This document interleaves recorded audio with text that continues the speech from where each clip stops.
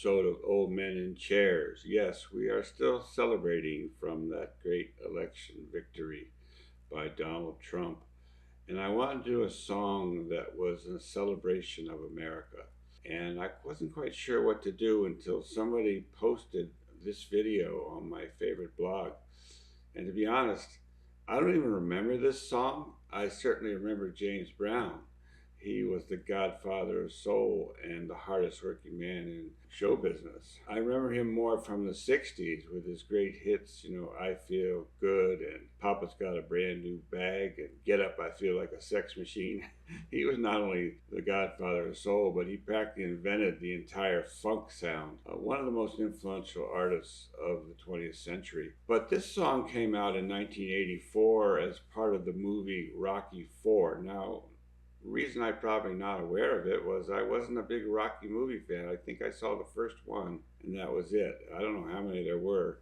There was a number of them throughout the 80s, but this was number 4. He sang this song in the movie, and it actually went to number 2 on the Billboard charts, but somehow I missed it. I was kind of busy in 1984, I guess. But once I saw it, I realized right away, this is a song of celebration of America, the way it was 40 years ago, and the way we would like to see it again. And I think we got a taste of that, with the election this past week, where Americans of all races, all creeds, did come together and to a great degree supported Donald Trump and his move to make America great again, gave him a very smashing victory.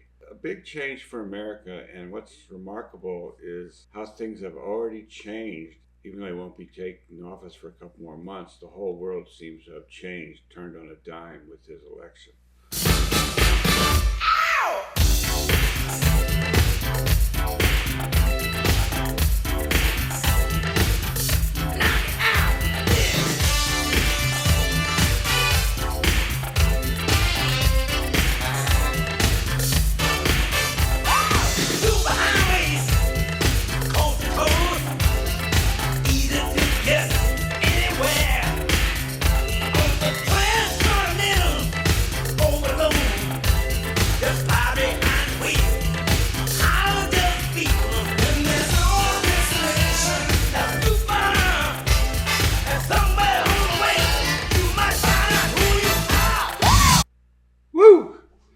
Yes, James, it feels great to be an American and back in the days when you could get in your car and drive anywhere you wanted and no destination was too far. And believe me, I've driven across this country probably a dozen times. I've lost track of how many times I've done it.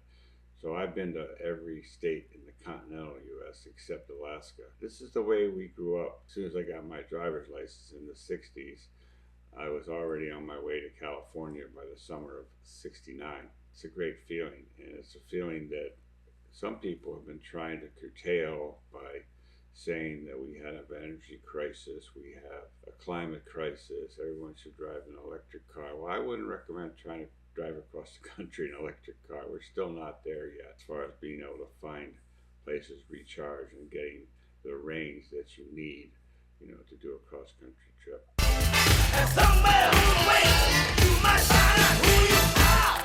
Living in America. Listen, listen. Living in America. Hand in hand, across the nation. Living in America.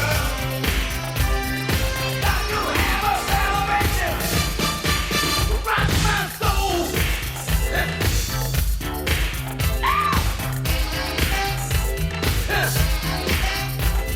All night dance, keep you awake on back home and a hard roll. You might have to walk by my head, you may take a long night, but everybody's working overtime. Everybody's working overtime. Well, that hasn't changed. In fact, probably more people are working overtime or working 2 or 3 jobs right now to try to make a go of it. But that's always been the case in America. People have always worked hard, tried to keep their families together, food on the table, a house over their head. So that's nothing new. But in recent years, it's become harder and harder to do. Inflation is public enemy number one. And inflation, if you don't know it, comes from overspending by the government, by printing too much money and then driving up the cost of everything else, food, rent, gasoline. We're very hopeful that Elon is going to be put in charge of reducing the size of the federal government, and he claims that he can cut $2 trillion out of the budget. It's going to be a big battle because so many people don't want their ox gored, don't want their pet program taken down. To cut $2 trillion out of a $6 trillion budget is not going to be easy, but they have a mandate to do it. And if they can do it or even come close to it, it's going to be a lot better off for the average American.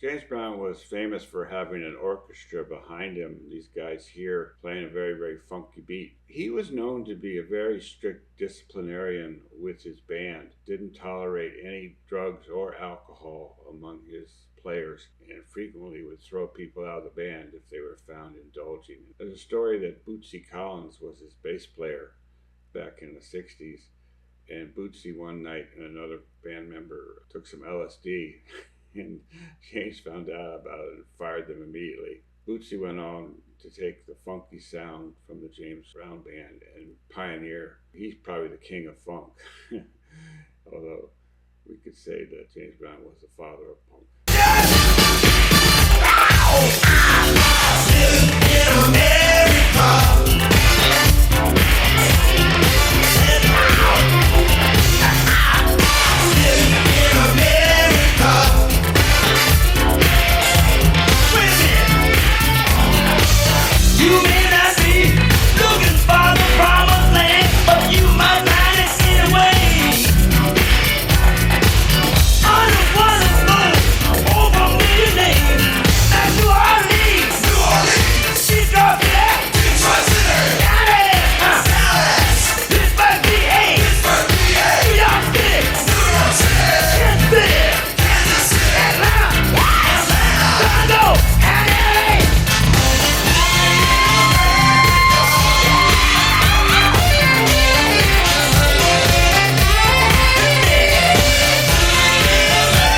If you saw the movie, which I didn't, this fellow here was supposed to be the evil Russian boxer who would take on the black American boxer. And I'm not going to spoil the plot of the movie. If you're interested, to go watch it yourself.